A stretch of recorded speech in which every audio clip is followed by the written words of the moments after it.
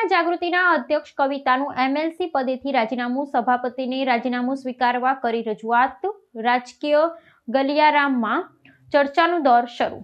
તેલંગાણાના રાજકારણમાં એક મહત્વપૂર્ણ ઘટનાક્રમમાં તેલંગાણા જાગૃતિના અધ્યક્ષ કવિતાએ વિધાન પરિષદના સભ્ય તરીકેના પોતાના હોદ્દા પરથી રાજીનામું આપ્યું છે।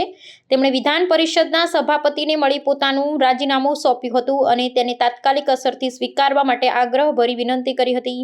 આ અચાનક લેવાયેલા નિર્ણયને પગલે રાજ્યના રાજકીય વર્તુળોમાં ભારે હલચલ મચી જવા પામી છે। રાજીનામું રજૂ કરવાની સાથે સાથે કવિતાએ સભાપતિ સમક્ષ એક વિશેષ માંગણી પણ મૂકી છે। તેમણે વિધાન પરિષદના ફ્લોર પર છેલ્લી વખત ગૃહને સંબોધિત કરવા માટેની પરવાનગી માંગી છે।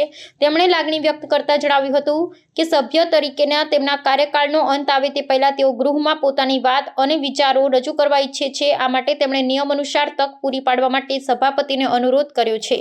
હાલમાં વિધાન પરિષદના સભાપતિ દ્વારા તેમના રાજીનામાને સંબોધન કરવાની માંગણી અંગે વિચારણા ચાલી રહી છે। કવિતાના આ પગલાના પાછળના રાજકીય કારણો અંગે અનેક તર્ક વિતર્ક થઈ રહ્યા છે। જો તેમને સંબોધન કરવાની મંજૂરી મળશે તો તેમના વક્તવ્યમાં તેઓ કયા મુદ્દા ઉઠાવશે અને ભવિષ્યની રણનીતિ અંગે શું સંકેત આપશે તેના પર સૌની નજર મંડાયેલી છે। మరి ఇవాళ నేను రాజీనామా చేసి దాదాపుగా 4 నెలలు, రేపు 3వ తారీఖు అయితే 4 నెలలు అవుతుంది। కానీ ఇంతవరకు గౌరవ కౌన్సిల్ చైర్పర్సన్ గారు నా రాజీనామాను ఆమోదించలేదు। అందుకనే ప్రత్యేకించి ఇవాళ వారి నుంచి కలిసి మరి నా రాజీనామాను ఆమోదించే ముందు నాకు ఒక్కసారి కౌన్సిల్లో మాట్లాడే అవకాశం ఇవ్వాలని చెప్పి వారిని రిక్వెస్ట్ చేయడం జరిగింది।